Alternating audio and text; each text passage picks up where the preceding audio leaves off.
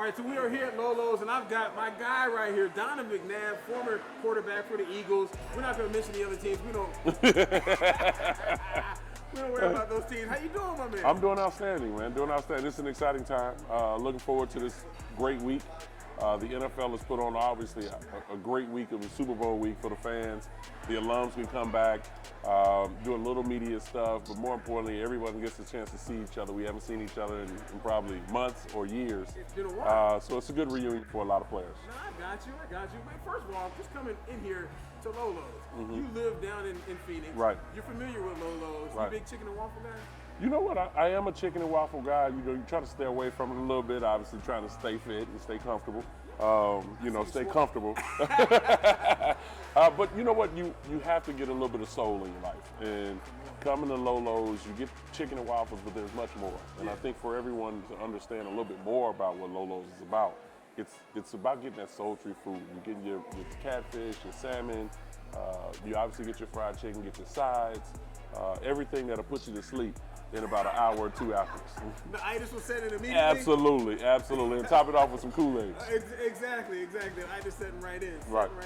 So something I'd like a lot of people to find out, like what you've been doing lately. I hear that you're doing you turned into me. You're a media man. Well, the thing about it is I went to Syracuse University to move into the media. So during my playing career, I took some time during the off season of working with ESPN, working with Fox, working with CBS. So I worked with different networks to build that resume and get that experience. So once I was done, I moved right into the media field, and it's an exciting time. You still get a chance to talk ball, less pressure and less pain on the body. Although you may upset some people by being real, and sometimes that happens. But the whole thing about it, I've just been staying busy with that, doing a lot of things in the community, with charities, working with kids, coaching girls softball. Our foundation has built so much of just trying to raise money to help some of these families, single-parent families that try to help their kids be on a platform to play club sports. So I'm just still busy. You know, I got 4 kids of my own, so watching them grow and then just trying to help others. Being a dad, man, that's a lot of work. It is, but you still got to stay active. You want to show your kids that it's not just because you retire, which I'm still trying to figure out what that actually means. But you still staying active, and so. I've now worked with Outkick, and I have my own podcast. It's called The Five Spot.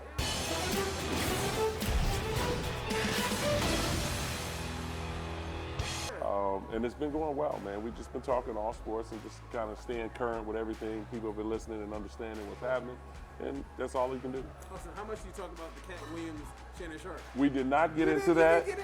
We talk all sports.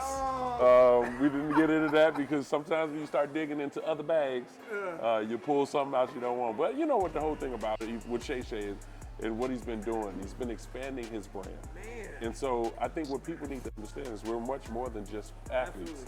And so stepping into different arenas, in which, those people, the reporters or those who have been doing it for years don't want us to get involved in because they understand what our platform can do and how big it can grow. And I'm just proud of the way he's been handling himself, doing it with the Shay, and then also with the podcast with he and Ocho. And then doing First Take with Stephen A. So Shannon's been doing a great job with his brand. Do you enjoy the fact that athletes have kind of stepped and took hold of their own brands and have been doing a lot more with the social media and podcast work? Do you like that? I definitely love to see these athletes taking full advantage of that. And I think sometimes when guys want to talk, they don't know how to talk. And so when they have a platform that can lead them into that direction where they're not just the face of it, meaning they're not by themselves.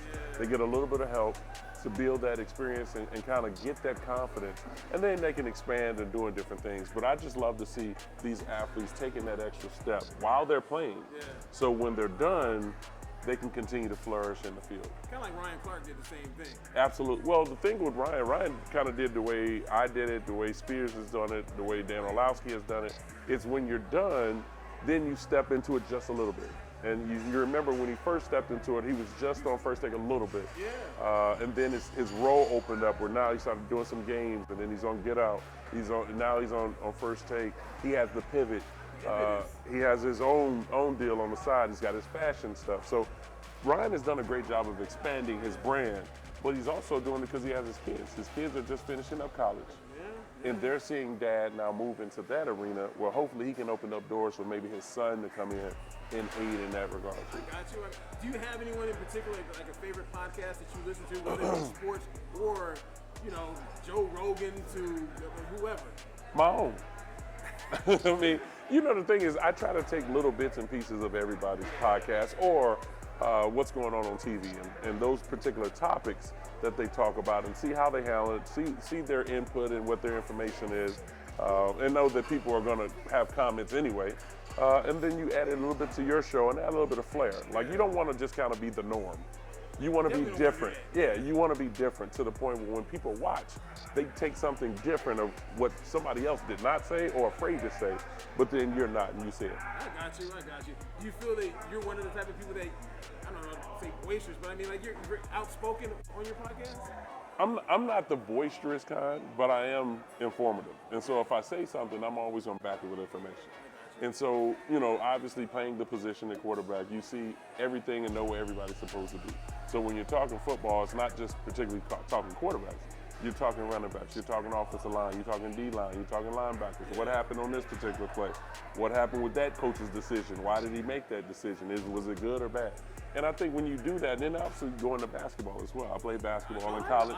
And so, it's one for me that I enjoy because it's not just particularly staying in your box. You got to be able to expand that now. So now people that are watching and listening, and it's not always just kind of the viewers. It can be CEOs. That's true. It could be other producers that are looking for more talent and looking to build their brand on the network to bring somebody else in like they did with Shannon. Yeah. It's just different things like that you're opening up doors for yourself. So, you're from Chicago, right? Yeah. So you're Bulls fan. Absolutely. Jordan and everything else. Absolutely. Absolutely. No, let's not go into the GOAT conversation because ain't no conversation.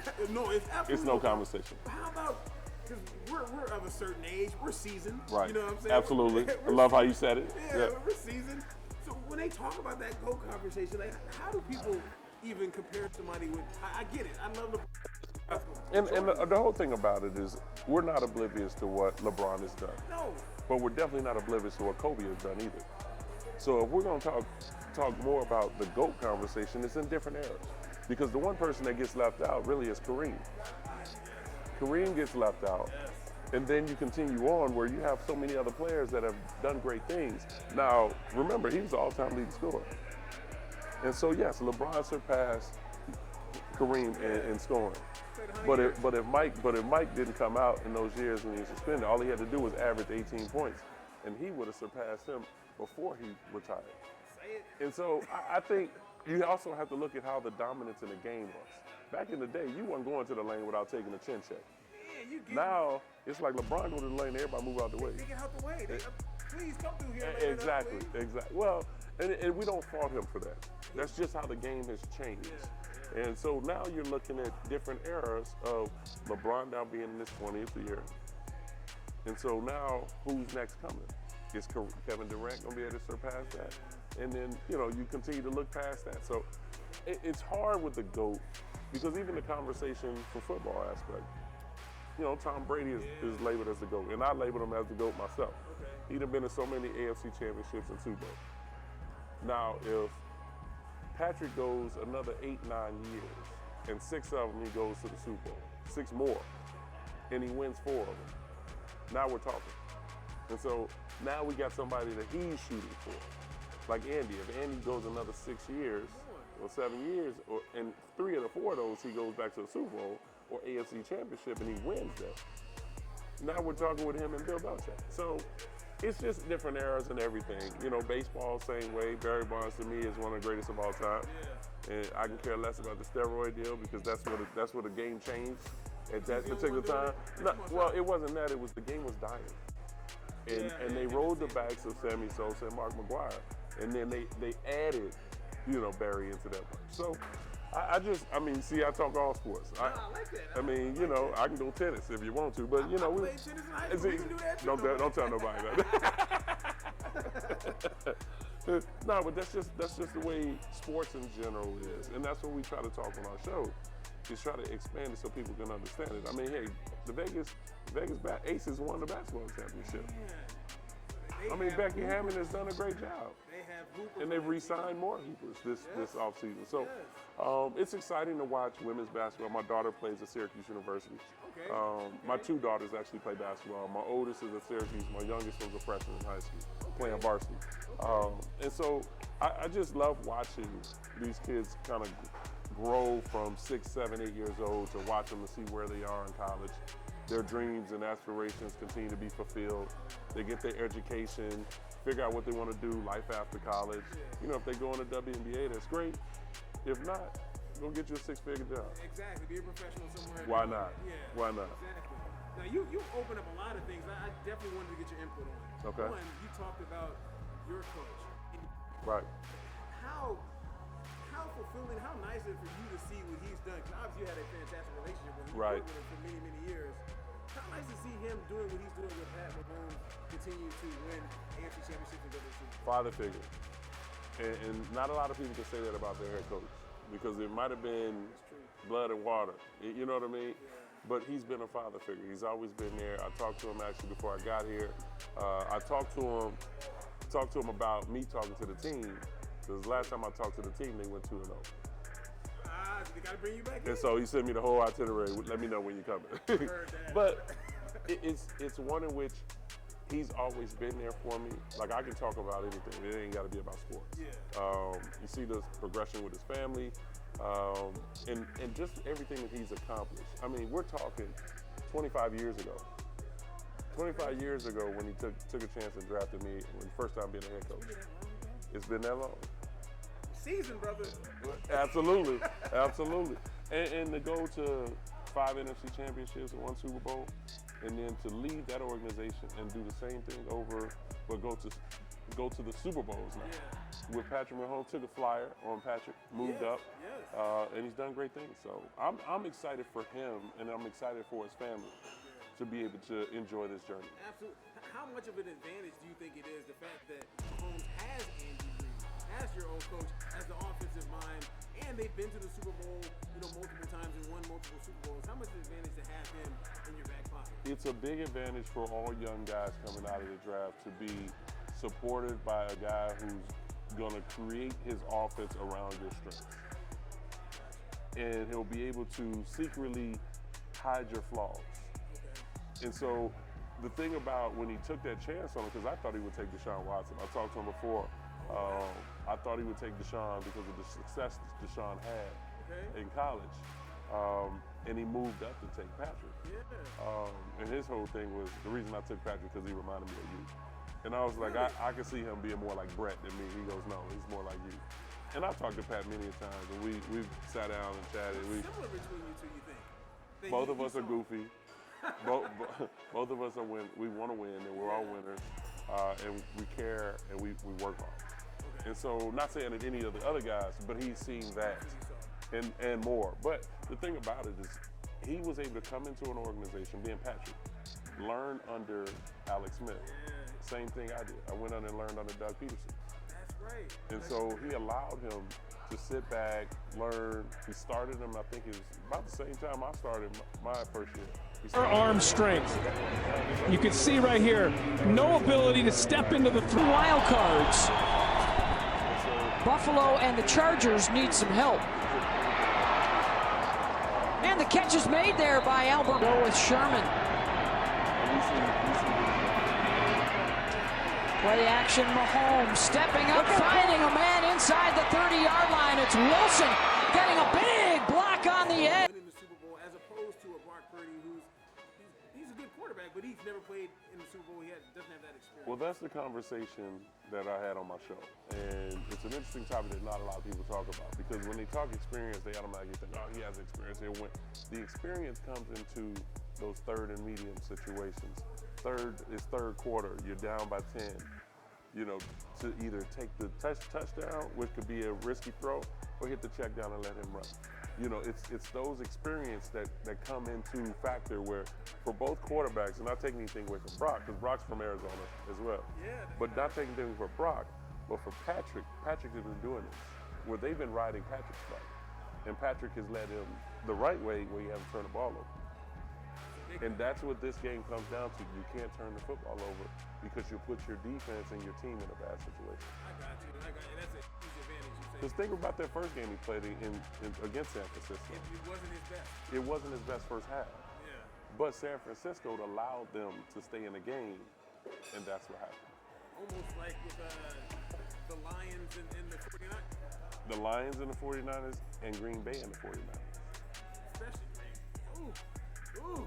If you're those two teams or fan bases of those two teams, like, ooh, you gotta be kicking yourself. Well, you're upset, especially for Green Bay, because you started it out. The way you played against Dallas, and the way you came into that first 3 quarters against San Francisco, and to make 2 bad decisions, one coaching decision and then obviously quarterback. And then Detroit coming and just straight dominating. You straight dominated for 2.5 quarters. And then you make a decision before the half to go for it on 4th. And then in the middle of the 3rd, well, all you had to do was kick the field goal. They just kicked the field goal. Just kick the field goal and cancel each other out. Yeah. And then now they got momentum. No, I could not agree with you more.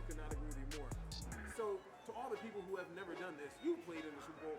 What's it like playing in that game? Like how much pressure, how much nerves, what's we know the whole famous deal about. Yeah, well, for us, we finally made it. So think of going to the NFC Championship 3 times, and you're just on the cusp.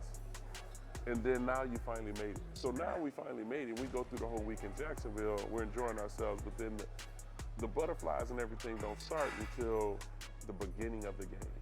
Everything else is fine. It's the beginning of the game. You see the lights flashing. You see everything you see on TV. Now you're there. Yeah. As the game goes on, you're fine. It's just like I talked about, that experience factor comes in the middle of the 3rd quarter if you're going to make that play or not. And so now you get to the 4th quarter and you're fighting. And so it's two teams battling. Somebody's got to make a mistake. You just don't want to be the one to make a mistake in the 4th. I got you. So with your coach, your father figure, Andy Reid, being the head coach of KC, have you become one of the biggest KC fans, not just this year, but just in general, like since he's been there? Not so much KC fan. I'm just an Andy fan. Andy fan, okay. Yeah, I'm an Andy fan. I mean, I'm an alum of Philadelphia. My numbers in the Raptors, and the whole thing is, I love to see all our coaches. So on our coaching staff, which people don't realize, on our coaching staff, we had Leslie Frazier, Ron Rivera, John Harbaugh, Dave Toad. We had Steve Spagnuolo. We had Sean McDermott. I know his tree is the tree is ridiculous. So now when you look at just football in general, you're watching all your coaches, former coaches, play. And so now Andy's the last one standing. And so, and I played under Kyle Shanahan, I played under Matt LaFleur, played under Sean McVay. They were all in Washington together with me. And so they were young. They were all young. And so wet behind the ears. Yeah, but to watch Andy continue to do this year in and year out, it's amazing because he still keeps his personality. He's still the same old Andy from 1999. And you see it all in his players. So you always seen us as Philadelphia Eagles, you've seen our energy and our joyfulness come right through Andy. And so you're seeing that in Kansas City. You can definitely see that. Yeah. You can 1,000% exactly. see that. Now, this is something I absolutely need to ask you about. Okay. Las Vegas. Mm-hmm. Las Vegas. Could you ever had imagined just there even being an NFL team in Las Vegas back when you were playing? Yes, and really? Hopefully I wouldn't be able to play here, but I could. And the whole thing goes back to like basketball. Who would have thought there would be a basketball team in Seattle? But then that left. Yeah. That left, but they're trying to bring it back. Remember, you have a team in Canada, in Vancouver. I actually been to a game there before. Right, and so who would have thought there'd be an NBA team in Memphis? Yeah, I guess, yeah, that's true. And so that's true. with Vegas, everything that Vegas is about, the gambling, the fun, vacationing, the strip, the shopping. The food is now starting to come, because nobody really talks about the food because you're doing so much partying. Yeah, they don't know. If you're local, But that's what I'm saying, the restaurant. So now you're thinking about basketball is the last straw. You got a football team this year already. Baseball was coming, but they put a hold on it already because I think the mayor or somebody is starting to kind of go back over everything. It's going to come, but I think it'll probably be the following year. But then the last straw, because you got hockey here, and they won the Stanley Cup. The WNBA said they won championships. And so the last straw really is basketball. Yeah, we got the in-season tournament that was there this year as well. The Olympic team comes here. Every year. Yeah, they come here every year. But to me, it's like the sports and entertainment cap. That's what I say on the air all the time, the sports and entertainment capital of the world. Mm-hmm. It seems like that. I mean, like you said, we have, I mean, it's huge though. It's not a shock to you that it's as big as it is. Wow. Well, when you think of the city, people come to have fun here in Vegas. They do? And so you already have thousands of fans that are just walking the street, just kind of chilling. But then at the end of it all, why not have the fans, sports fans, add to that and come on and do that as well? I got you. D, you bring the food on in while we're here. That's all good. Oh, no, that's your food. No, that's you. No, that's your food. I'll take that shrimp. Hey, you know, gotta have a little catfish and get some greenery. That looks good. That looks really, really good. So you got the catfish, got the shrimp. The catfish and shrimp, some green spinach. Oh, it's spinach. You get sauteed spinach and a little mac and cheese, and then I'm gonna get some candy yams as well, sweet potatoes. Good thing I'm starving. I didn't know that was on the menu. It's more than chicken and, that's why I told you, it's more than chicken and waffles. It's soul treat. Yeah. It's soul treat. Well, I actually come to this spot a lot. I bring wife and kids down here to come eat often. But I'm You one have of those guys to. that get like the same thing every time. Oh, so you getting breakfast? Breakfast, man. I ain't mad at you.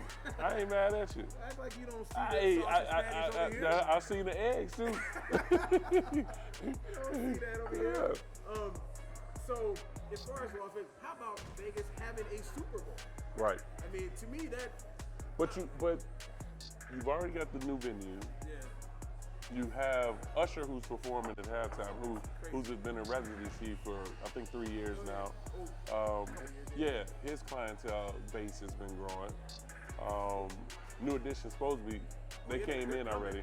Wu-Tang's gonna be here. See, and that's what I'm talking about. So why not have the Super Bowl here?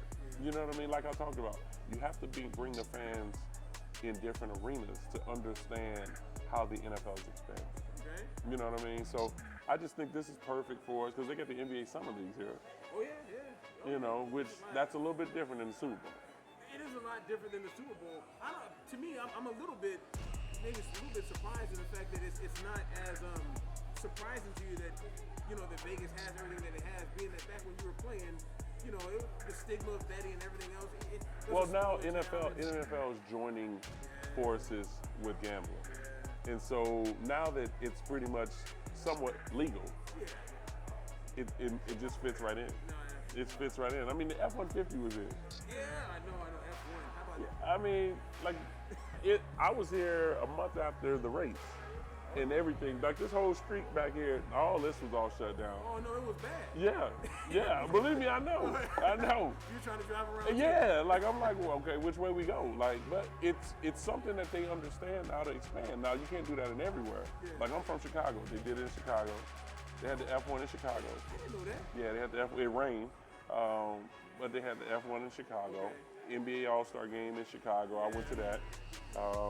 They had the Major League Baseball All-Star Game in Chicago. You already have your 4 major sports there. That's a big, I mean, that's a... But you got to hit the big cities. Like LA does it all the time. Vegas, we're a big city. Big city. Hey, man, come on. We're a big city now. Why not? Okay. Why not? I like that. So, as far as, say you're doing the podcast right. now, before that, have you... Training quarterbacks. Okay, training quarterbacks. Training as well. quarterbacks. Okay. Coaching girls softball. Okay. Have our charity, that's going on right now to try to help these kids get on different platforms in club sports. Still doing speaking engagements in the community. Okay. You know, so it's just all just staying busy. I mean, it's just who I am. Yeah. To just try to help out kids in the community or however I can aid. So what about this? I hear that you would like to do some tailgating. Hey, listen, the thing about it is I never had a chance to tailgate throughout my sports career. Never. Not even going back to Chicago before when you were in college or anything like that? Remember, I was playing sports in Chicago. Yeah, I guess you were playing, but I mean like when you were playing at Syracuse, I guess it's football season, you're not going home. And I played basketball too at Syracuse. That's right. So yeah, you can't, basketball season, dang. So football season, I've missed it. even when football was over and basketball playing. And so in the NFL, it's just like you never get a chance to. Even bye weeks, I'm taking a little week off and then get back to it. I try to hit Cancun or something like that. You got to get somewhere. I went back to Arizona because the weather was different, obviously in Arizona than it was in Phoenix. Yeah, well, my family's from Philly. Okay. My mom was an Eagleette. No. Literally like the first black Eagleette. Okay. Yeah, so, I understand the weather back there in Philadelphia. Yeah. Is Well, you want to get away. You want to get away from football, and I trained in Phoenix, so I get a chance to go see my trainer and kind of get my body revived for the second part of the season and get ready. So. Now, this is very, very interesting to me, and it's something that I can see that you're passionate about. Were you a hockey fan before your family? So I wasn't a true hockey fan where just I'm embedded into it until college when at that time it was my girlfriend. Yeah. Her nieces and nephews were involved. They were all young. And I had nieces and nephews that played basketball too. So my niece actually, one of my nieces is actually playing now for the Sparks, LA Sparks. She was with the Phoenix Mercury. Athletic ability in the family, everybody got it. Yeah. So that's why my brother has no kids. So I'm Uncle Don, Okay. and basically I'm the dad, second dad. Okay. And so it's one in which I got into it because I just watched them grow and how they work, and wanted to see nothing but success for them. Okay. And so with my nephew went through the OHL, was second overall in the OHL draft, and then he was 8th, I believe, in the NHL draft by the Edmonton Oilers. So to watch him, because he used to come and train with me a couple summers, he would come train with me in Phoenix. Okay. And a lot of our Russian hockey players that trained with us would take him under their wing, and he was 12, 13 years old and 14 years old working with them. And so they're teaching him tricks of the trade, blah, blah, blah. He goes back to Canada. All of a sudden now he grows to 6'4", 6'5". He's a big kid, Yeah. defenseman. So it was funny watching him grow. And then Sarah, who's my niece, is just right up on them. They're about the same age. And so it's just watching her. And then women's hockey is different. She got a scholarship to go to the University of Wisconsin. She was second team All-American. Absolutely. And so she lost in the national championship game at Wisconsin, and then ended up getting drafted in the women's league. Okay. But then at that age, she then went to tryouts for the Olympics. Okay. And so her first year in the Olympics, they got silver. They lost to the U.S. Okay. And then just last year, I think it was 2 years ago, year and a half ago, in the last Olympics, she won gold and set the Olympic record in scoring. And so it's exciting to see just how everyone now is taking their brand and their work and their mindset to another level. Wow, so you have a niece that's playing international hockey. Yeah. You have a nephew or son. A nephew. Nephew that's plays playing. for the Edmonton Oilers. Nurse, his first name? Yeah, Darnell Nurse. Darnell Nurse. Edmonton, are you going to the game? I'm going to the game. That's tonight. Yeah. Okay. Yeah. Okay. He was just at my house like 4 days ago. Like, he was off for the All-Star game, so he came to Arizona, brought his family to Arizona. That's fantastic. That's and then his sister is in the WNBA that plays with the LA Sparks now. That is absolutely wild. Yeah. That's really, so do you know how to skate? I do not. Roller skate. You can roller. I'm old school. Of course you can roller I'm old school. I'm old school. I don't get on the rollerblades. I don't get on the ice. I'm 4 wheels and a stopper. I know that's right. 4 wheels and a stopper. I just went roller skating with my daughter 2 days ago, so yeah. And when was the last time? Because I did a team party for my softball team, and I had a skate party. Yeah. I ain't been on the skates in at least over 30 years. No, it had been, but the last I have an 11-year-old and an 8-year-old. Okay. So the last this summer I started going for the first time in 20 something years. Okay. And the whole issue is just don't get hurt. Just don't fall. Just don't fall. Please don't get hurt. Yeah, yes, and please don't walk out of there with ice bags or they call the police, the ambulance. Oh man, please. Yeah. Please. Okay. So you trying to go back? Well, no. I was up against the wall, kind of get my feet together, Yeah. and then I started learning how to get back to pushing, hitting the curve, and then I was good. Just don't get too close to the wall. You know it. You gotta hit that curve early. You really do. You gotta hit that curve early. But my feet and my back were on fire.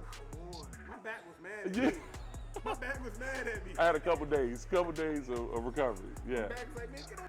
First of all, before we get out of here, have you been to a Golden Knights game before? I've never been inside to watch the game. Okay. This will be the first experience for me. You heard about like that inside the goal. Absolutely. Crazy, I'm right? looking forward to it.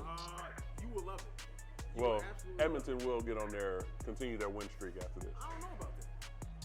I've been in Edmonton, Alberta, when they. That was last year. Nobody remembers last year. Remembers Nobody remembers last year. Okay. 14, 15 game win streak. They have won a few games in a row. I believe they're still defending Stanley Cup. I don't know what that means. You don't know what that means. Donovan McNabb, the Philadelphia Eagle great. I appreciate you coming and talking with me, eating with me. Yeah, you really getting down, so I think, people want to just continue to watch you eat. What, you drinking water? Oh, there you go. Drinking some water. I'm trying to get muscles like you, brother. That's what I'm trying to do. Okay. If I eat some of this, I can get that? You definitely will. Absolutely. Okay.